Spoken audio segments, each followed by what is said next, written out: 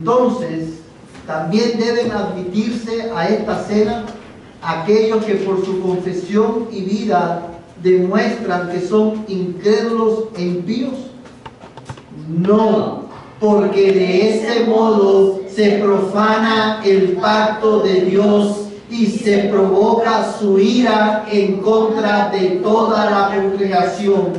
Por lo tanto, la iglesia cristiana está obligada, de acuerdo a la orden de Cristo y de sus apóstoles, a excluir a tales personas por el oficio de las llaves hasta que corrijan sus vidas.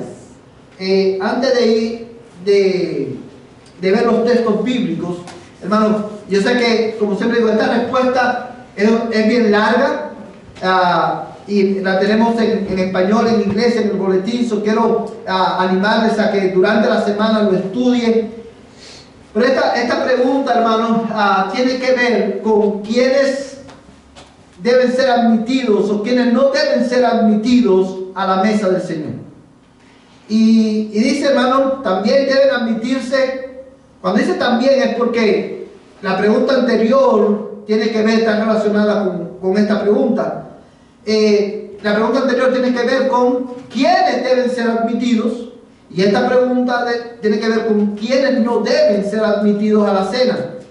Y aquí dice muy importante, hermano, entonces también deben admitirse a esta cena aquellos que por su confesión y vida demuestran que son incrédulos e impíos. Y la respuesta es enfática: no. Y nos dice, hermano, porque de ese modo se profana el pacto de Dios y se provoca su ira en contra de toda la congregación. La primera razón por la cual personas que no son cristianas, aun cuando dicen que son creyentes, pero su vida y aún su confesión pueden decir, yo no creo, está en contra, no demuestran que son incrédulos por su confesión y por su vida, por su estilo de vida. La primera razón por la cual deben ser excluidos de la mesa del Señor es por amor a Dios. Porque dice la respuesta, porque de ese modo se profana el pacto de Dios y se provoca su ira en contra de ¿quién? De toda la congregación. Por amor a Dios, por amor a la iglesia, a la congregación, y por amor también al incrédulo, deben ser excluidos de participar en la mesa del Señor. Ahora dice, la iglesia cristiana, por lo tanto, la iglesia cristiana está obligada, de acuerdo a la orden de Cristo y de sus apóstoles, a excluir a tales personas por el oficio de las llaves hasta que corrijan sus vidas. Amados hermanos, quiero enfatizar en esta respuesta dos expresiones. Una, por lo tanto, la iglesia cristiana está como obligada. Hermanos, como iglesia, no solamente el pastor, como iglesia, la iglesia debe ser celosa de que solamente aquellos que pueden venir a la mesa del Señor sean admitidos a la mesa del Señor. La iglesia debe ser celosa de eso. Estamos bajo obligación, de acuerdo a la orden de Cristo y de sus apóstoles. Y lo último que quiero resaltar, hermano, es a excluir a tales personas por el oficio de las llaves. ¿Saben cuál es el oficio de las llaves? Do you know what is how do you say that in English? The office of the key, the keys. ¿Sí saben lo que es, hermano? El oficio de las llaves. Cualquier cosa que tenga que ver con algo o alguna actividad ¿cómo se podría? Que tenga alguna función o actividad que tenga que ver con iglesia, con servicio, yo me imagino que debe ser. Bueno, la respuesta la tenemos en la Escritura. No la tenemos aquí en estos textos, pero quiero... Sí, pero vamos a leer el texto nuevamente. Vamos a leer el texto. Vamos a ir a Mateo capítulo 18.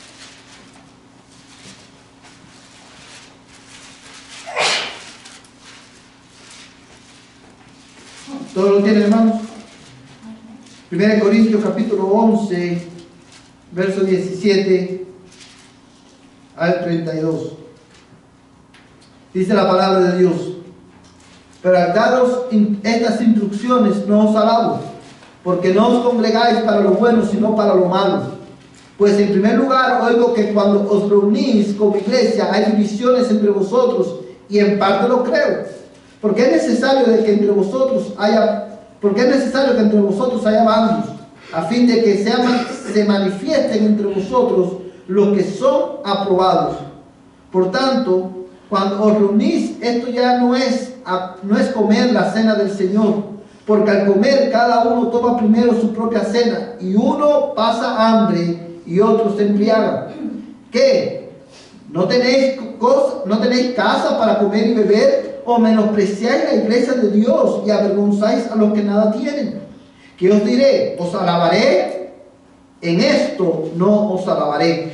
Porque yo recibí del Señor lo mismo que os he enseñado, que el Señor Jesús, la noche en que fue entregado, tomó pan y después de dar gracias lo partió y dijo: esto es mi cuerpo que es para vosotros, haced esto en memoria de mí. De la misma manera tomó también la copa después de haber cenado, diciendo: esta copa es el nuevo pacto en mi sangre, haced esto cuantas veces la bebáis en memoria de mí.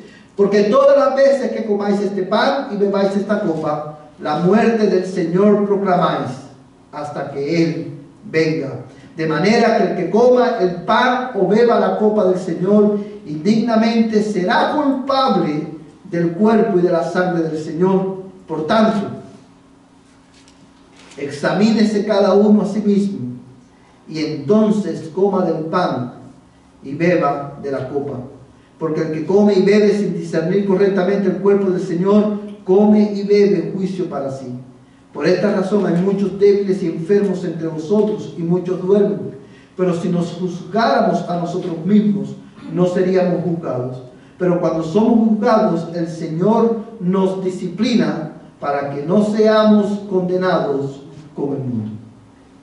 Y estos textos como estos, hermanos, lo hemos explicado en otras ocasiones, pero esta es la base, hermano, de la advertencia que en cada servicio de Santa Cena se debe hacer.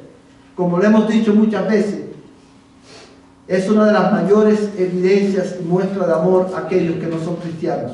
Darle la advertencia: si no estás en Cristo y si tu vida no respalda tu profesión de fe, no te acerques a la mesa del Señor, porque de otra manera juicio comes y bebes para sí. Amén, hermanos.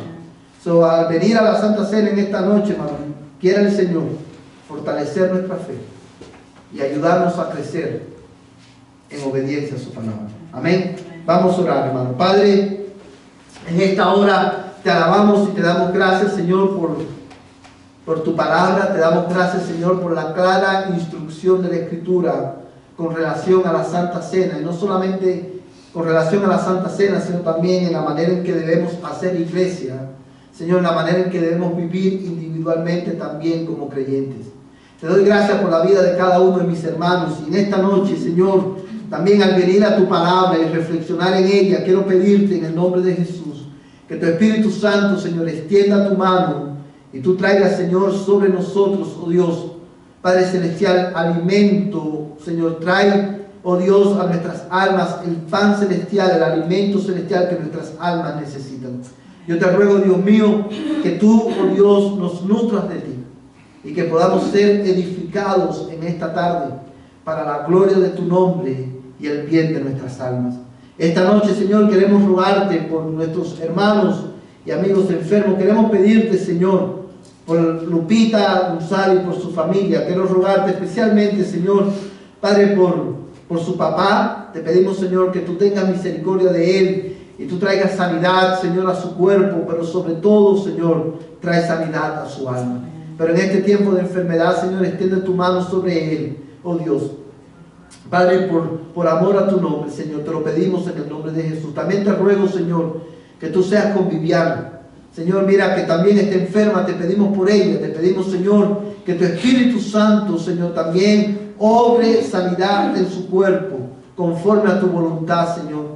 Pero también te pido, Señor, como cada ocasión que oramos por enfermos, te rogamos, Señor, que en tu providencia, en tu gracia, en tu compasión, sanes su alma y tú la traigas a ti en arrepentimiento y fe. Señor, salva a Viviana, Dios mío. Salva al papá de Lupita, Señor. Padre, te doy gracias porque le has concedido a Lupita llegar a un año más de vida. Bendícela, Señor, y acércala más a ti. Te lo pedimos en el nombre de Jesús. Señor, también ruego por nuestra hermana Glorimar. Señor, mira su mal embarazo, Señor. Te pedimos por ella. Te ruego, Dios mío, que tú, Señor, la ayudes a navegar a través de esta temporada, Señor, esta season de la vida de ella. Yo ruego, Señor, que tú la fortalezcas espiritualmente, que tú la fortalezcas físicamente, y que tú la fortalezcas emocionalmente, Señor. Y te pedimos que tú seas con el desarrollo y el crecimiento del bebé que ella lleva en su vientre. Te lo pedimos, oh Dios, en el nombre de Cristo. Amado Padre Celestial, esta noche oramos, Señor, por Billy y por Caroline, Señor. Te pedimos, oh Padre, que tú extiendas tu mano sobre ellos y que tú, Señor, los ayudes también a atravesar este valle de lágrimas, oh Dios. Y que tú fortalezcas la fe de Billy, que tú fortalezcas la fe de Caroline y que tú, oh Dios, los traigas cerca de ti. Padre, yo te lo ruego en el nombre de Jesús. Señor, que la fe que un día tú le diste, oh Dios, disipe todo temor de sus almas. Te lo rogamos, oh Dios, en el nombre de Jesús. En esta tarde, bendice, Señor, a Billy y a Caroline. Te lo ruego en el nombre de Jesús, Señor. Padre amado, bendice a cada uno de nuestras vidas esta noche. Y háblanos, mi Dios, a través de tu palabra. En el nombre de Jesús. Amén. Amén. Amados hermanos, quiero invitarles a abrir sus Biblias en el libro de Génesis. Y vamos a ver el capítulo 2. Libro de Génesis, capítulo 2.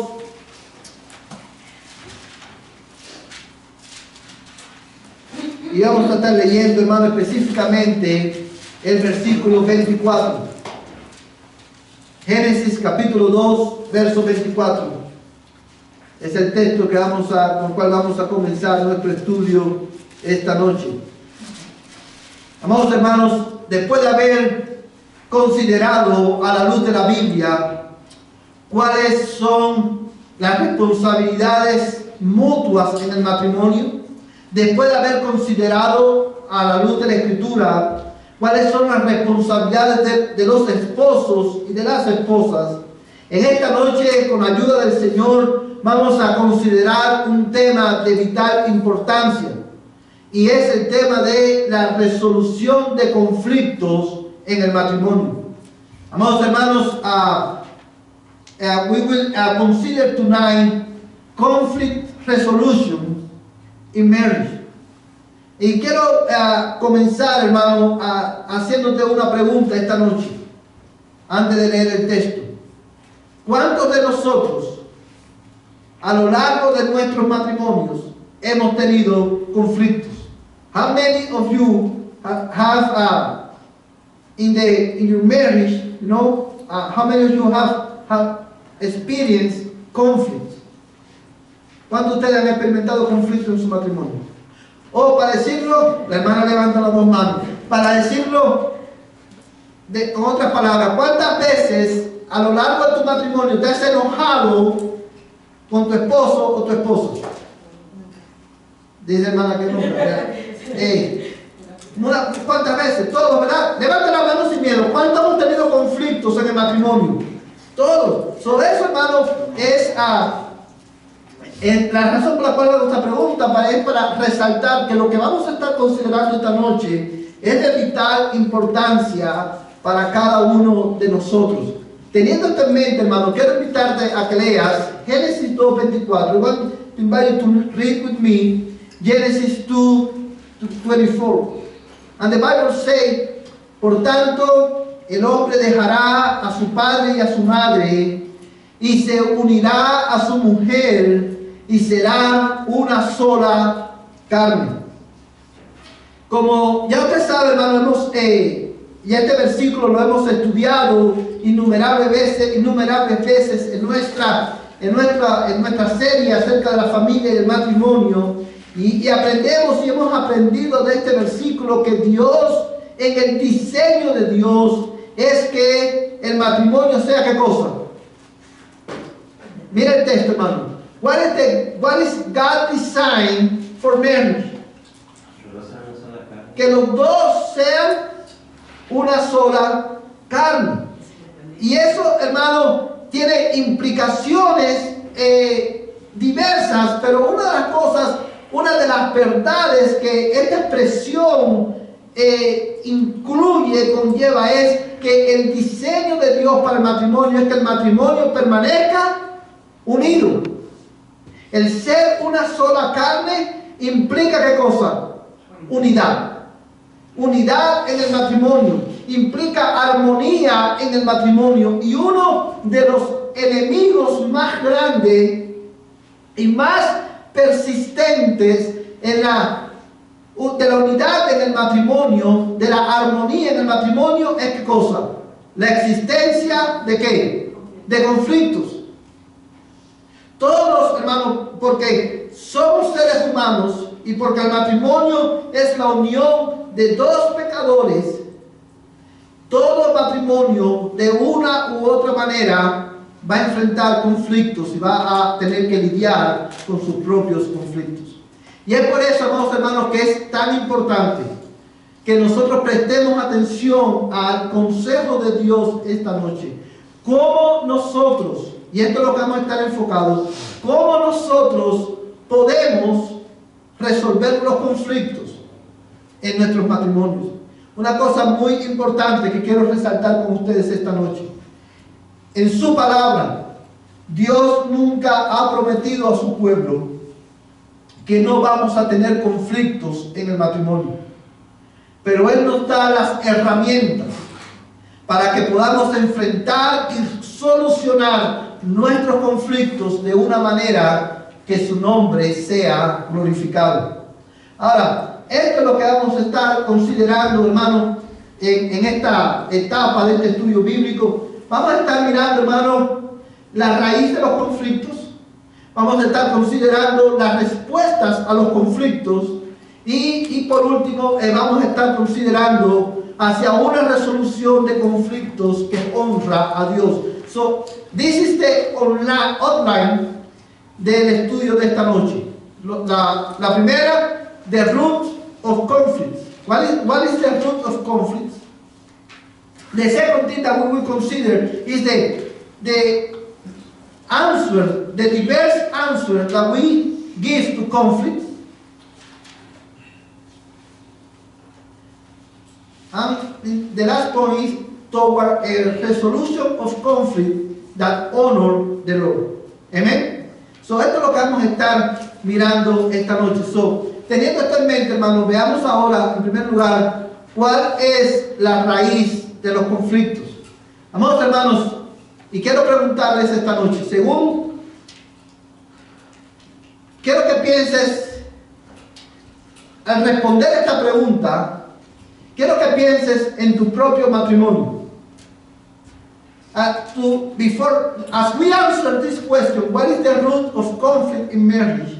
I want you to consider your own marriage. And this is the question. What is the root of your marriage conflicts? ¿Cuál tú crees que es la raíz de los problemas en tu matrimonio? O de los conflictos que has tenido en el matrimonio. Hermanos, en una sola oración, para que podamos participar todos y avanzar en el estudio, hermanos. Digo que una oración nomás, ¿no? Sí, una oración. Porque nuestra naturaleza pecaminosa es una. Puedo decir otra, que está fuera de Dios, esa es otra. Es la raíz, o sea, el que está en desobediencia, Dios está airado. Entonces empiezan los conflictos porque estamos yendo a otra vertiente, o sea, en otra dirección a la que Dios quiere. O sea, porque Dios es muy claro en su término. Y le hago otra pregunta, hermano. Cada vez que usted ha tenido conflicto en su matrimonio, ¿de quién es la culpa? ¿De quién ha sido la culpa generalmente? ¿De Joel o suyo? de los dos. Okay. Esmeralda, what do you think that is having the root of conflict in your family? One answer.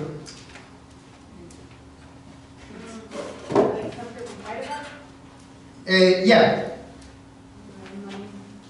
Money, right? How we see money, right? That is one cause of problem. Hermana Juanita, what have been the root of your? Yo creo que, bueno, no hay mucha verdad, pero una falta de una buena comunicación, darse tiempo para hablar sobre problemas que hay en la comunicación. Sister Juanita said that one of the root of marriage, conflict in her marriage is bad communication, a lack of good communication, and dedicate time to address the problem that we have in our family or in our life. Y el tiempo, hermano. Y el tiempo. Es importante. Muy bien. Todo esto, hermano, que ustedes han dicho es correcto. Sin embargo, yo quiero que vayamos más profundo. Everything you say, you are right about that. This is your reason why we have conflict. Bad communications, disagreement in how to use money, disagreement in how we should educate or raise our children, disagreement on what is the best job that I can take. So there can be many reasons. But all these reasons have a common cause.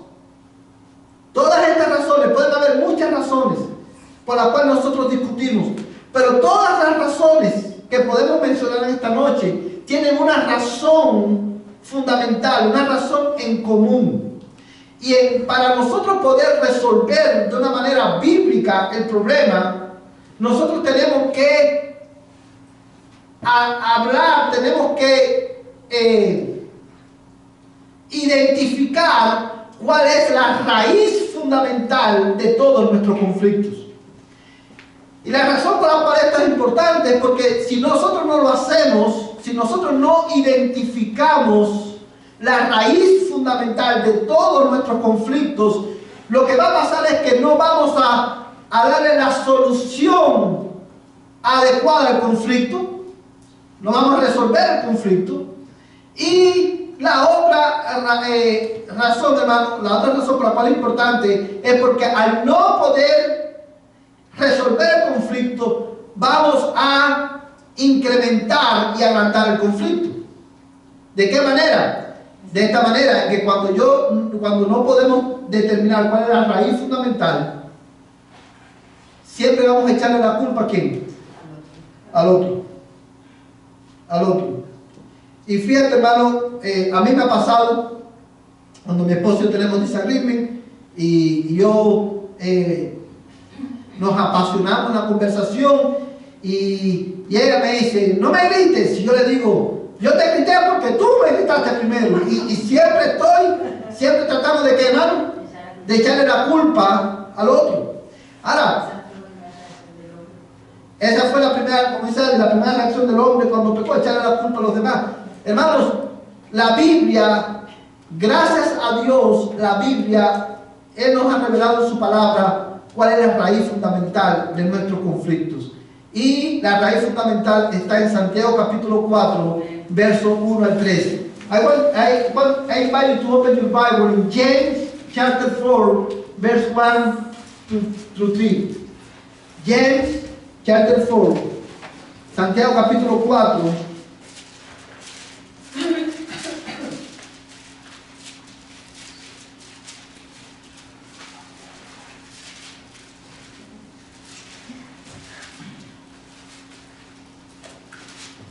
¿Todo lo tienen, hermanos?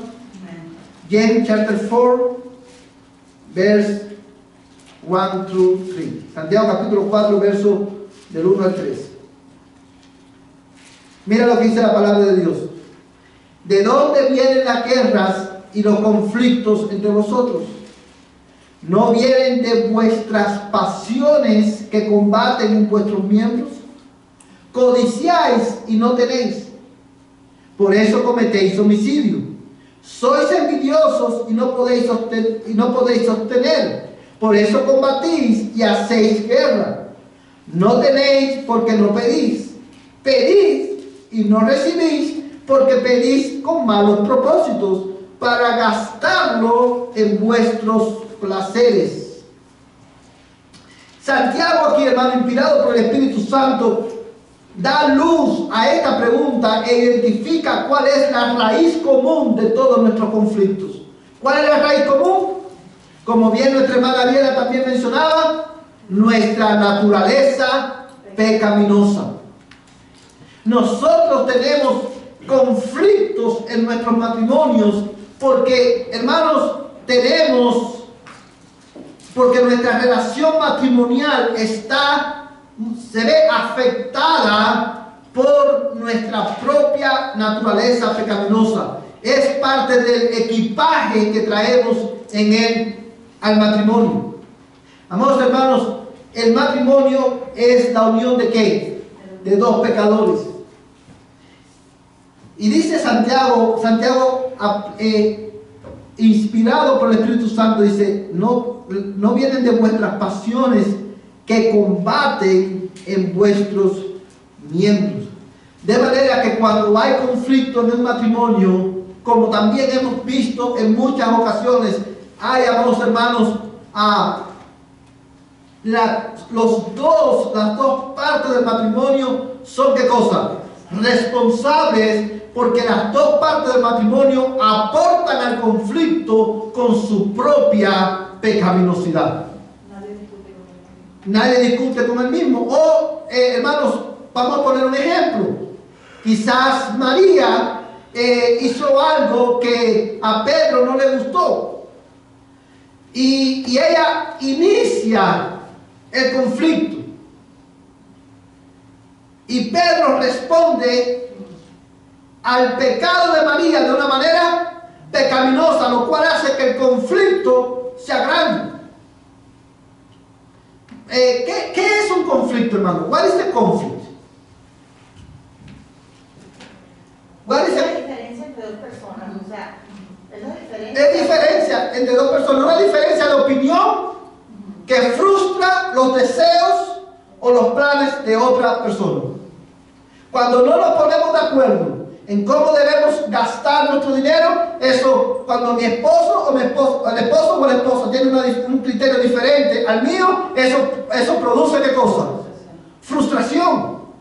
Un conflicto, cuando lo uso, por ejemplo, hablando de dinero, cuando el esposo dice, hemos conversado, por ejemplo, decimos, lo mejor que podemos hacer es ahorrar dinero para el futuro. Y de momento la esposa llega a la casa y se encuentra que el esposo se compró un televisor de 70 pulgadas sin decirle nada y gastó su dinero. Eso va a crear ¿qué cosa? Un conflicto. Porque es una diferencia ¿de qué? De opinión. El marido creyó que lo mejor era comprarse el televisor. La mujer creía que iba a ahorrar. O, hermano, ¿cómo debemos tratar el problema de desobediencia a nuestros hijos? El padre dice, o la madre dice, dale tiempo. Es como que él ya es un adolescente, ya él sabe lo que tiene que hacer. Y el padre dice, no, a él hay que ponerle mano dura. Hay que disciplinarlo, no podemos dejar pasar por alto esta circunstancia. Los dos tienen diferencia de opinión en cuanto a ¿qué? A la disciplina de los hijos. Y eso va a crear ¿qué cosa? Un conflicto. But we have different opinion about how to we raise our children. The mother said, maybe we should let them to do whatever you want. Maybe we should Give liberty, more liberty to him. And the dad say, no, no, no. He needs more discipline. He needs more consequence. Neither of them, they have different opinions. They can get an agreement, and that create a conflict. Porque la posición o el criterio del esposo o de la esposa con relación a ese tema es contrario al mío y me frustra. ¿Sí lo puede ver, hermano? De manera, vamos, hermano, que la raíz fundamental, al nosotros hablar de resolución de conflictos, es importante que identifiquemos ¿qué cosa? La raíz. La raíz de todo conflicto es nuestra pecaminosidad, y la manera en la que esto se pone de manifiesto es que en mi pecaminosidad, a la hora de enfrentar el conflicto con mi esposa, yo busco satisfacer mis propios deseos, buscar mi propia gloria y no la gloria de Dios en el conflicto. ¿Sí ves cómo se pone de manifiesto, hermano? Es así como la naturaleza pecaminosa influye y es la causa de todo nuestro conflicto. Es la manera en que lo enfrentamos. Muy bien, hermano. Pero, por ejemplo, con respecto a los hijos, o sea, si hay una parte que dice, no estoy de acuerdo que mi hijo llegue tarde, por ejemplo. ¿Por qué? Porque pues corre peligro afuera y porque pues tiene otros hermanos y pues están viendo que no, pues está llegando tarde y no se le está molestando. Entonces, o sea, es un mal ejemplo pues, para sus otros hermanos y eso. Y pues ya es un conflicto en el sentido de que no, tiene que, por ejemplo, no decir, o sea, no hay problema que llegue a la hora que llegue y que llegue tarde. Entonces, ya hay un conflicto. Pero, por ejemplo, yo considero, ¿no? Por ejemplo, si una parte dice, o sea, yo considero que no esté bien que llegue tarde porque pues en la calle a esas horas hay peligro, gente tomando, lo que sea, o lo que sea, ¿no? Entonces, una parte, o sea, yo siento que es contra la, o sea, contra la seguridad, pero no es en contra de su propio, no es en su propio ego, sino que, o sea, el entendimiento, pues, o sea, sabiduría en el sentido de decir, o sea, yo sé que pasan cosas tarde y todo lo que pasa en la noche no es bueno, o sea, que andar en la calle no andan haciendo cosas buenas. Entonces, por otra parte, que dice, no, pues tiene que salir, tiene que eso, que lo otro. O sea, el conflicto, o sea, o sea, en el punto que dice usted que no es que cada quien quiera su propio yo, sino no glorificar al Señor, sino que, o sea, siento yo que alguna parte, muchas veces, va a ir en contra de lo que Dios quiere para los hijos. O sea, no creo yo que para que sea un conflicto, las dos partes tengan que ir en su propio ego, sino que siento yo que a lo mejor una de las partes puede ir de acuerdo a la voluntad de Dios. Sí, hermana, pero aun cuando, por ponerlo de una manera, aun cuando una de las dos partes tenga la razón en el argumento, la manera en que queremos resolverlo es donde viene lo pecaminoso.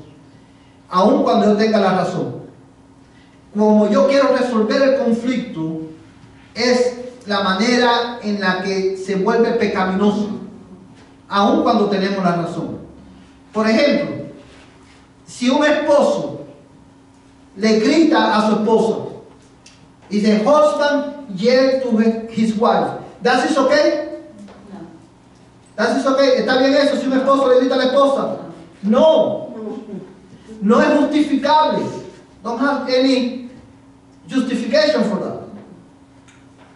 Pero la manera muchas veces en que la esposa tiene, o lo voy a decir de esta manera, si el esposo le grita, la esposa tiene razón para sentirse ofendida. Claro.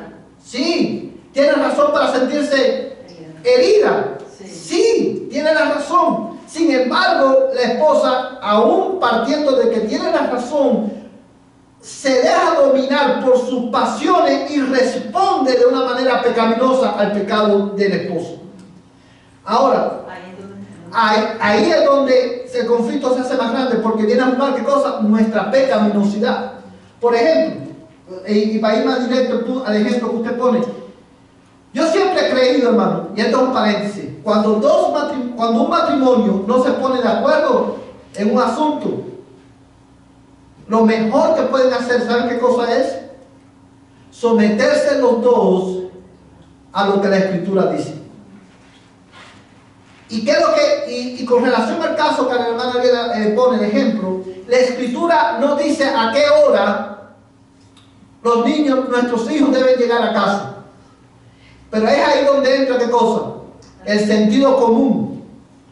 Y cuando no nos ponemos de acuerdo en ese punto, lo mejor es decir, ok, entre los dos vamos a decidir una hora.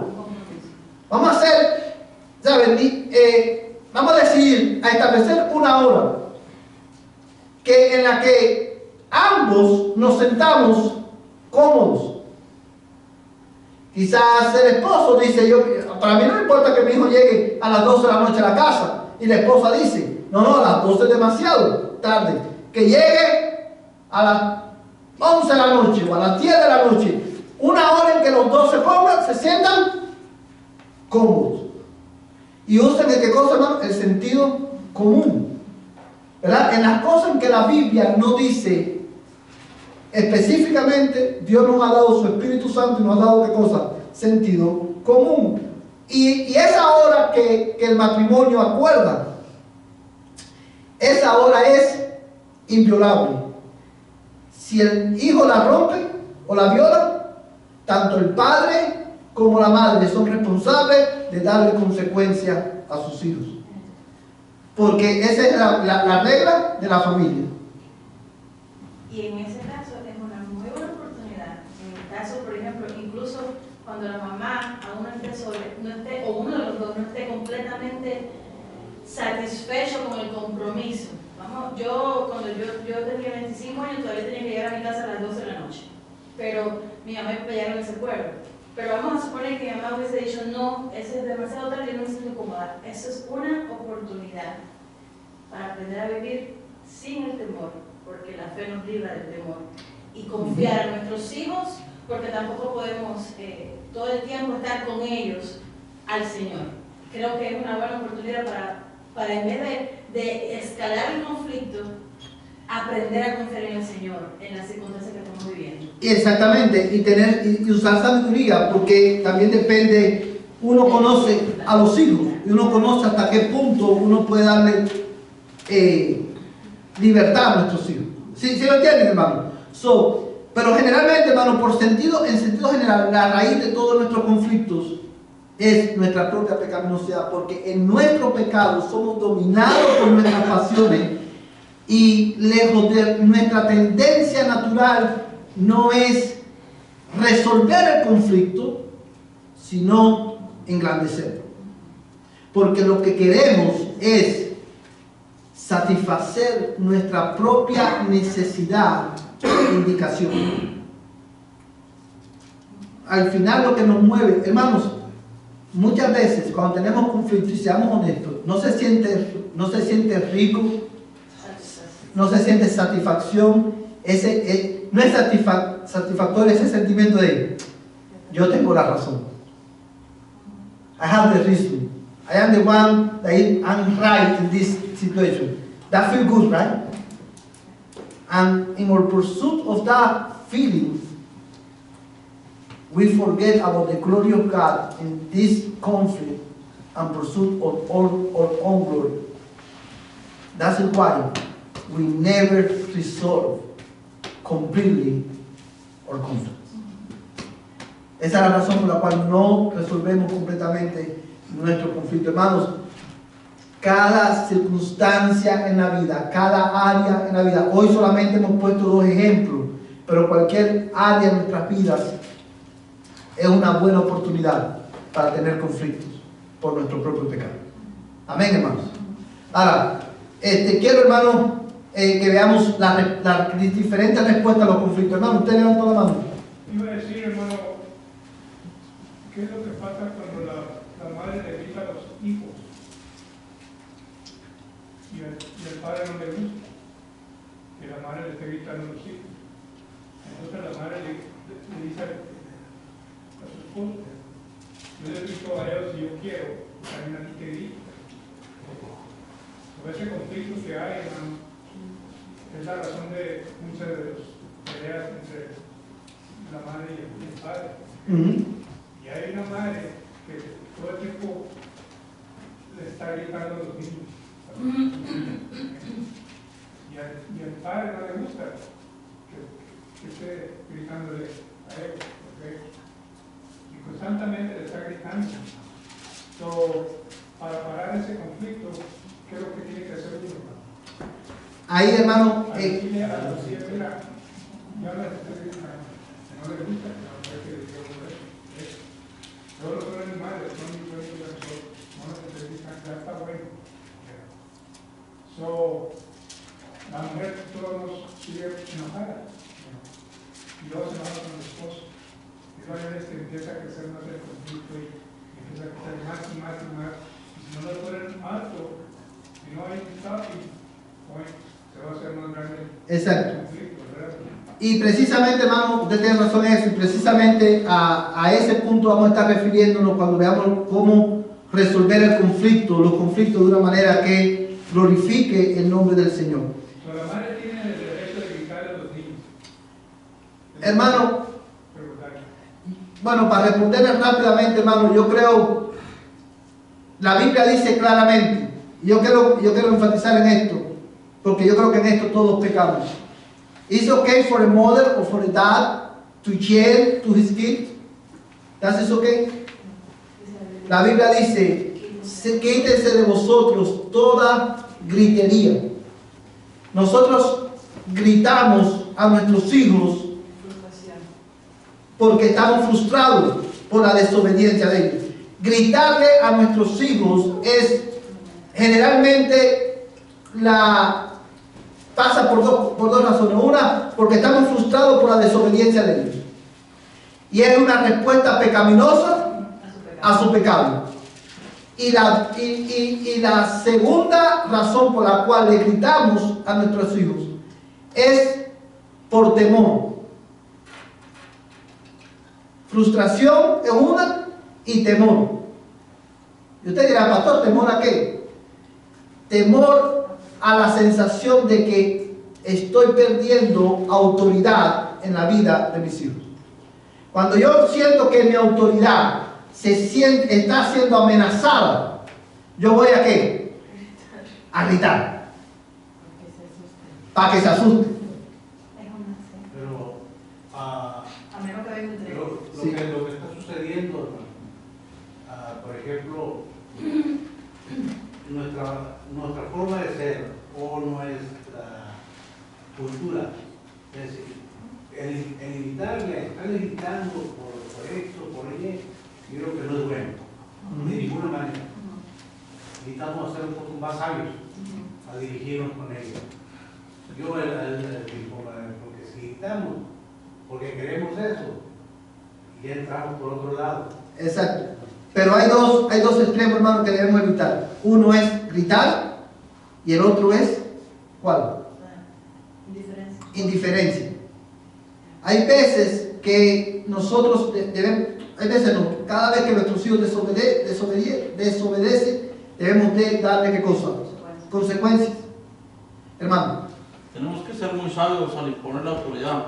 Exacto. No nada más poner la autoridad porque yo soy el papá y yo soy el que mantengo la casa, voy a querer hablar. Tiene que ser uno sabio. Ahora, cada uno de nuestros hijos tiene diferente forma de ver las cosas, diferente carácter.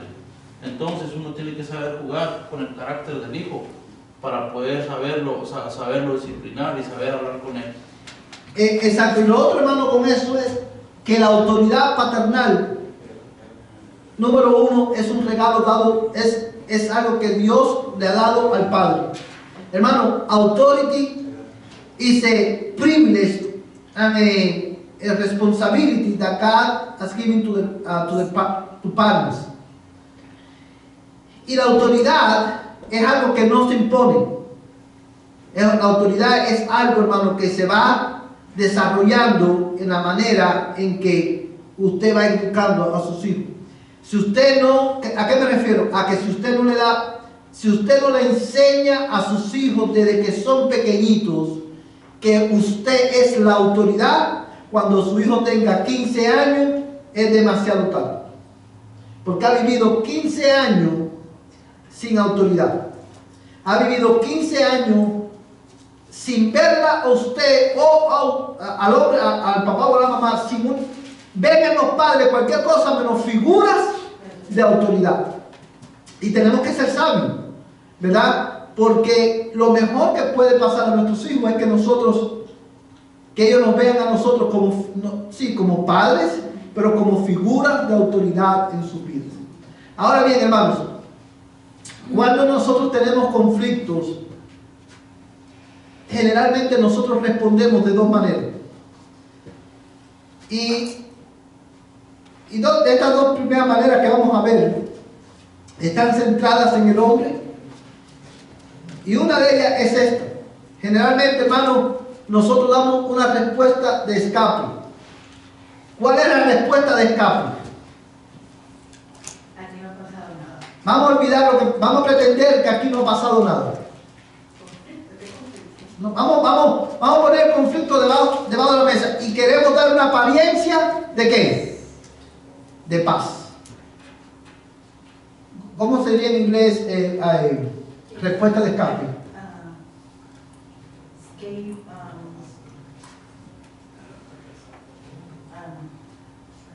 Escape. Evasive response. Evasive response. ¿Sí me entendieron, hermano? Cuando, vamos a pretender, the evasive response give an appearance of peace. No vamos a pretender que aquí no ha pasado nada. Cuando usted nunca escucha esta expresión, cuando tenemos problemas decimos, yo mejor me callo. Y suena muy bonito, suena muy bueno, muy noble. A mí no me gusta el conflicto, a mí no me gusta la confrontación. No he escuchado personas decir eso, pero detrás de eso, hermano, esta es una respuesta centrada en el hombre. ¿Sabes por qué? Porque detrás de esto no está el deseo de mantener la paz.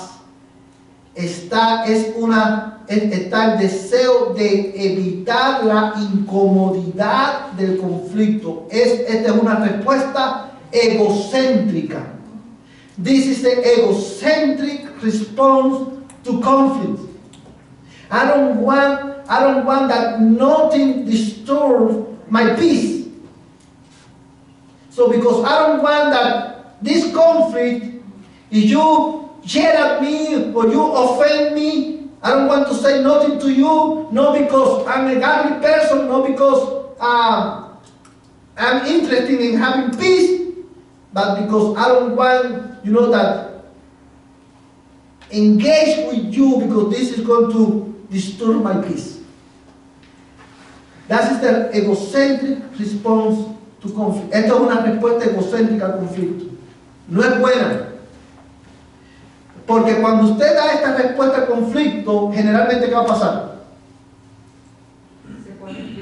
Se pone peor. Se hace una bola de nieve, ¿no? Se hace una bola de nieve. Y usted va a decir, llega el momento, hermano, que el cubo de agua se desborda y ya no hay solución. Crece el resentimiento, crece la amargura, y es por eso, hermano, que esto es una respuesta que no es buena. Otra respuesta, hermano, que no es buena, es las respuestas de ataque. How do you say this in English? Attack response. ¿Cuál es el attack response? Es una respuesta que rompe la paz. Tú me dijiste barriguiverde, yo te voy a decir barriga roja. Pero yo no me voy a quedar callado. Y usted dirá, pero pastor acaba de decir que no es bueno que no es bueno que nos quedemos callados. Bueno, es que cuando nosotros decimos, no me voy a quedar callado, si tú me gritas, yo te voy a gritar. Si tú me ofendes, yo te voy a ofender. If you yell at me, I want to yell at you even more. If you offend me, I will offend you even more. Because I want you to know who is in charge. Yo quiero que tú sepas que quién es quien está a cargo aquí. O yo quiero que tú sepas que yo no me voy a dejar aplastar por ti. Hermanos, déjenme decirle algo. Generalmente, ustedes saben, las personas, todos somos propensos a dar este tipo de respuestas. Pero generalmente, las personas que nacen, que crecen en un hogar donde los padres son abusivos con la madre, las hijas cuando crecen dicen, una de las respuestas o una de la manera en que ellos van a enfrentar su matrimonio, que van a decir, yo no voy a dejar que mi esposo me haga lo mismo que mi papá le hizo a mi mamá. Y cuando el esposo alza un poco la voz, se despierta en ella, eso trae memorias a su mente y dice, yo no, igualito a mi papá, yo no me voy a dejar. Y empezamos a defender nuestros derechos, a pensar, a defender lo que creemos que es nuestro derecho. Y esta respuesta también es centrada en ¿quién? En uno. Es una respuesta pecaminosa, es una respuesta, hermano, egocéntrica. Habiendo visto esto, hermano, vamos a ver, vamos a introducir este último punto hacia una resolución de conflictos que honra a Dios. Toward a resolution of conflict that honor the Lord. How can we honor the Lord in the way that we resolve our conflict? Bueno, hermanos, quiero que apunten en sus notas.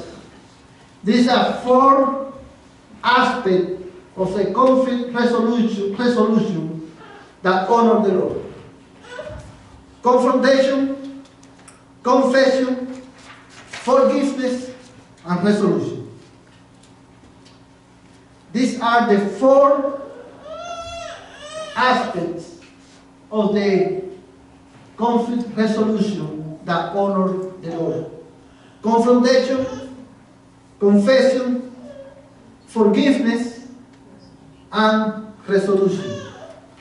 And I want you to notice the progress in these 4 steps. Quiero que noten la progresión en estos 4 pasos. Para que haya una resolución, para que podamos resolver nuestro conflicto, toda resolución de conflicto comienza con ¿qué? Confrontación. La confrontación es necesaria. Every healthy conflict resolution starts with the healthy confrontation. Amen? You need to confront the sin. It's followed by honest confession. And after the confession, a willingness to forgive. And lastly, a desire to bring the resolution to the conflict. Many times, muchas veces, nosotros nos quedamos en la confrontación y en los que más avanzan, a veces llegamos hasta el perdón y decimos, ok, yo te perdono, o tú me perdonas, y se queda ahí. Pero no vamos al próximo paso. ¿Qué podemos hacer? ¿Qué vamos a hacer para evitar caer en este problema nuevamente? Un río. Un río. Un río, dice el hermano. ¿Sí puede ver? ¿Sí lo puede ver, hermano? Pues mire, esos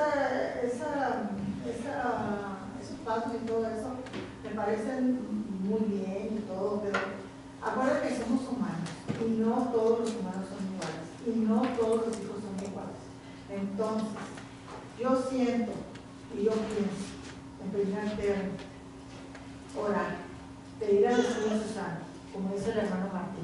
Cada hijo es diferente, hermano. Y cada ser humano ya de por sí Dios nos hizo diferentes a cada uno. No hay persona igual en el mundo entero que pueda ser igual a otra. Entonces, actualmente está bombardeándonos por todos lados. No era como antes, como cuando mi esposo era chiquito y yo también. O sea, no había lo que hay ahora. O sea, estamos en otra, los pecados y todo siempre están ahí. Pero le digo, más bien orar al Señor, porque cuando estamos enfrentando a nuestros hijos con una desobediencia, realmente podemos empezar por el perdón. Y o con otro hijo podemos dialogar y platicar y vamos a empezar con la resolución. Pero les digo, o sea, ese proceso es como si fuéramos robots, hermano. Pero le digo, yo siento que con cada hijo tenemos que hablar o sea, yo que tengo tres de diferentes edades y que he visto, ustedes todos aquí saben lo que hemos pasado. Entonces le digo yo, obviamente que el resultado de eso, obviamente que no somos padres perfectos y obviamente que somos humanos y obviamente hemos fallado. Yo siento como padres en nuestra educación de nuestros hijos